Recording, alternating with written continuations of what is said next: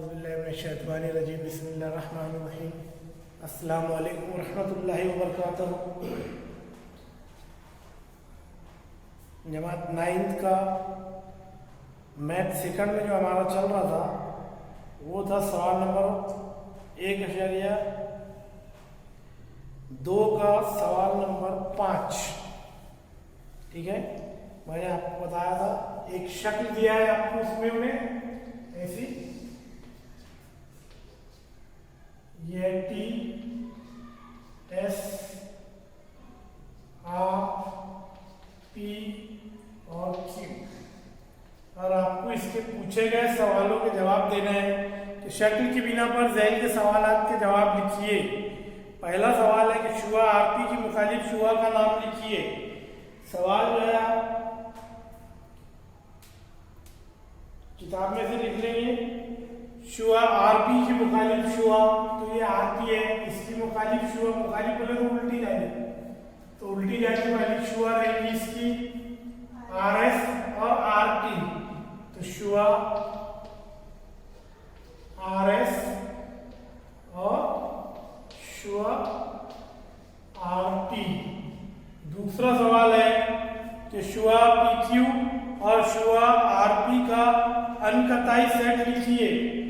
तो अनकताई सेट, इनका अनकताई सेट रहेगा पी क्यू, क्योंकि क्या है शुआ आर पी, पी क्यू और शुआ पी आर। तो पी क्यू और पी आर दोनों भी एक तरफ में, यहाँ से पी आर पी क्यू अनकताई सेट, तो अनकताई सेट लिखने का P Q.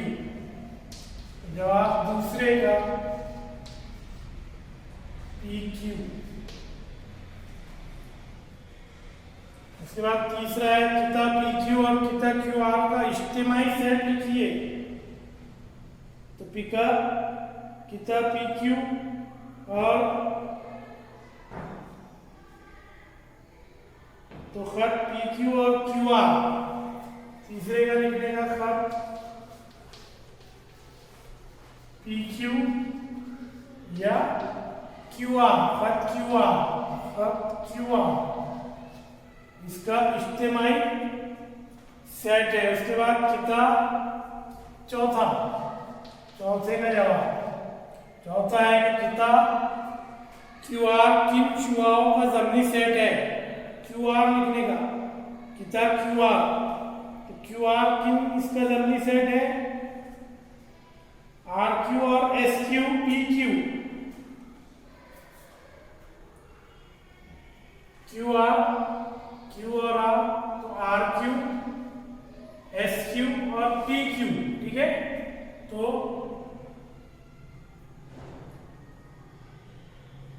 शुआ are Q,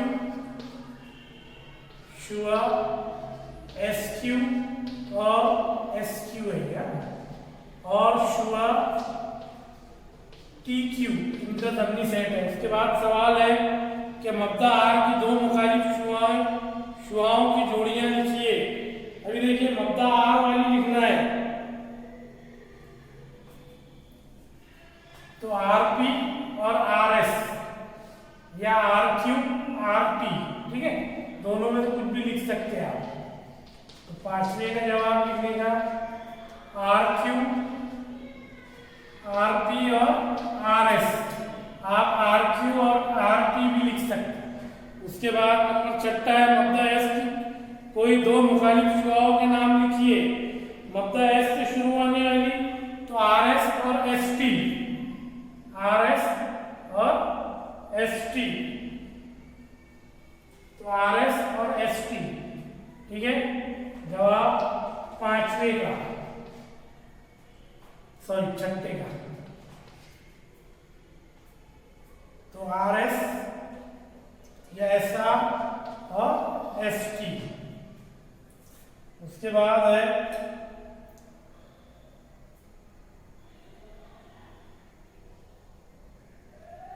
number 7वां, इधर लिख देना। 7वें का पूछा उसने आपको, 7वें में पूछा कि शुआ एस आर और एस टी का इनकताई सेट लिखिए।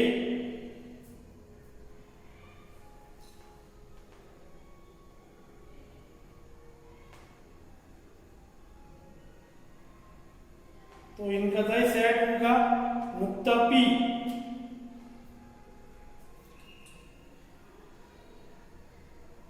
शुआ SR और ST, सॉरी तो नुक्ता S, शुआ SR और SP का इनकतई सेट लिखिए तो लिखने का नुक्ता P। उसके बाद सवाल नंबर 6 में भी यही पूछा आपको कि शक्ल देखकर झैल की शक्ल की बिना पर सवालात के जवाब दीजिए। नुक्ता B से हम फासला वाक्य नुकात कौन से, ये हो गया। इसके बाद ये शक्ल बनाने की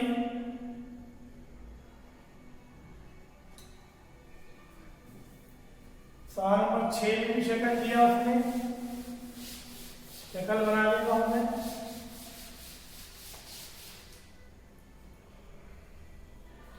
ये शक्ल दिया उसने सवाल नंबर 6 में। इस शक्ल को देखकर आपको जवाब देना है। तो पहले दिया उसने बीच में A, इसका मतलब है 0, फिर यहाँ B का है 2, उसके बाद में C का है 4, उसके बाद में V, उसके बाद D का है 6, उसके बाद इधर P का है -2, फिर L, फिर दिया Q का -4, फिर U और फिर दिया R का -6। अभी पहला सवाल उसने आपको पूछा कि नुक्ता B से हम फासला नुकात, नुक्ता B से हम फासला वाक्य नुकात कौन से। देखिए ये नुक्ता B, इससे हम फासला एक छोड़ के इधर C है, इधर एक छोड़ के A है, ठीक है। अगर 2 छोड़े आपने तो इधर से D है, और इधर से एक छोड़े तो इधर से -2 है, ठीक है। तो आप खुद भी लिख सकते। तो पहले का जवाब नुक्ता B से हम फासला नुकात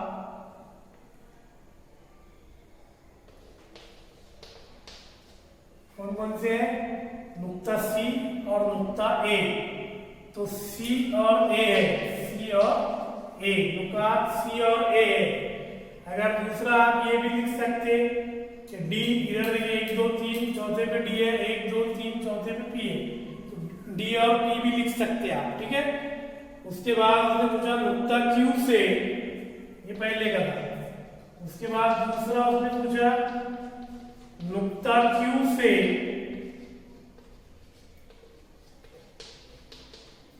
हम फासला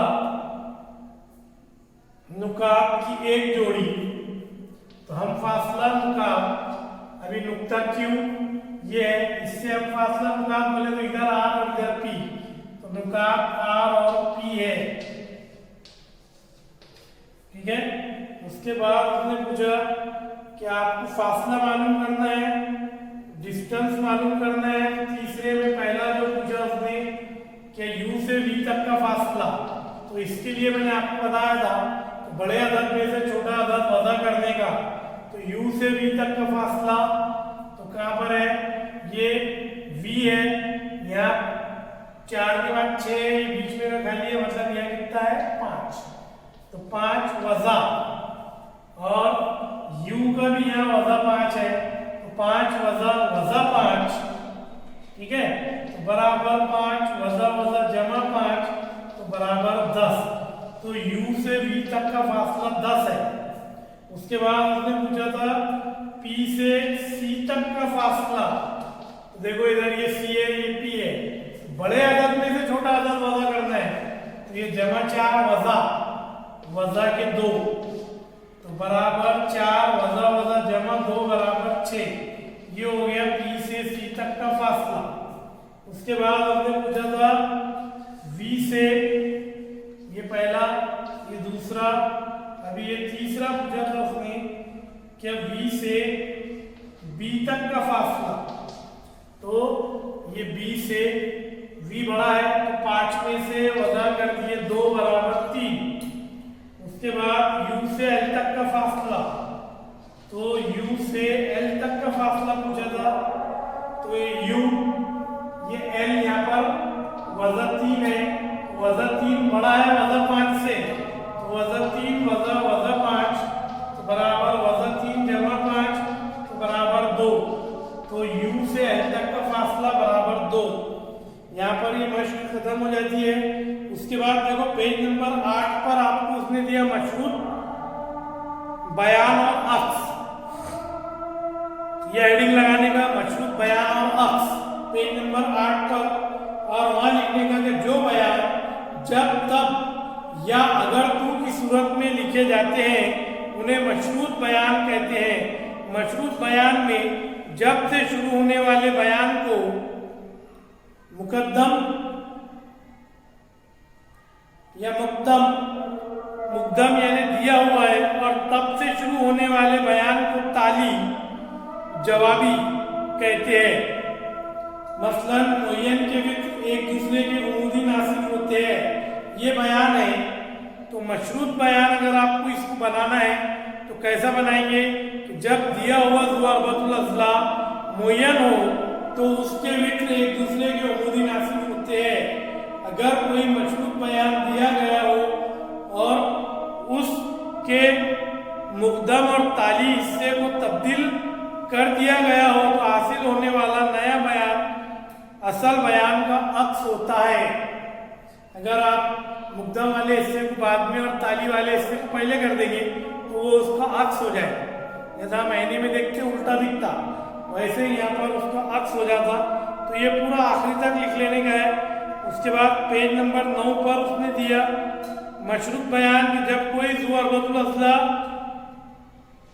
मुय्यन हो तो उसके वित्र एक दूसरे के उमूदी नासिब होते हैं। इसका ही अक्स बयान किया कि जब किसी ज़ुअरबतुल अज़ला के वित्र एक दूसरे के उमूदी नासिब हो तब वो ज़ुअरबतुल अज़ला मुय्यन होता है। ठीक है, यहाँ तक लिखने का, पूरा ही लिखने का। ये मशरूत बयान अगर कोई अदद मुफर्रद हो तो वो जुफ्त या ताक होता है। दूसरा दिया उसने कि अगर कोई अदद जुफ्त या ताक हो अदद हो तो वो मुफर्रद होता है। इसमें असल बयान दुरुस्त है मगर अक्स बयान दुरुस्त नहीं। कभी कभी क्या होता है जो बयान आप बोलते हैं वो दुरुस्त, पहले वाला दुरुस्त होता असल बयान, और अक्स वाला जो है वो दुरुस्त नहीं होता।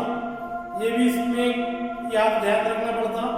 उसके बाद सबूत, हमने ज़ाविया मुसल्लस ज़ुअरबतुल अज़ला वगैरह शक्लों की कई खुसूसियात का मुताला किया।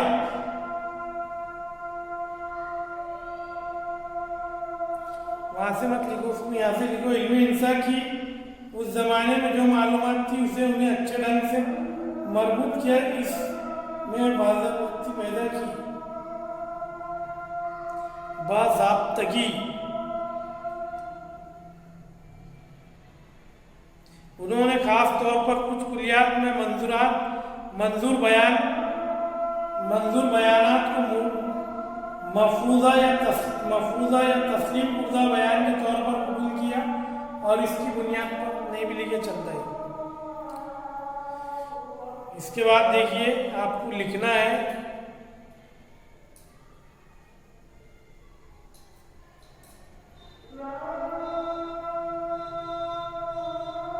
पेज नंबर 10 पर खुसूसियत, दो खुतूत एक दूसरे को कता करते हैं तब मुतकाबला दाविये हासिल होती है। मुतकाबला दाविये बोलते हैं आमने सामने। जैसे ये दो खुतूत है एक दूसरे को कता कर रहे हैं तो ये वाला दाविया और ये वाला दाविया, ये वाला दाविया और ये वाला दाविया, ये हो गया मुतकाबला दाविये। तो जब दो खुतूत एक दूसरे को कता करते हैं तब मुतकाबला दाविये मुतनासिल होते हैं। ये वाली खुसूसियत आपको पूरी लिखना है। उसके बाद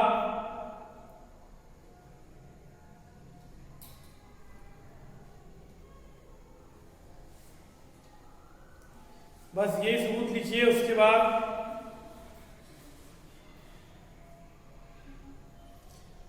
दूसरी खुसूसियत लिखना कि दो से बड़ा मुफर्रद अदद ताक अदद होता है। ये बयान है, इसका मशरूत बयान दिया हुआ है, साबित करना है। ये पूरा लिखना नीचे तक। इसके बाद कल इंशाअल्लाह 1.3 की तरफ बढ़ेंगे। जब तक आप इतना लिखिए, तब तक के लिए अल्लाह हाफिज़।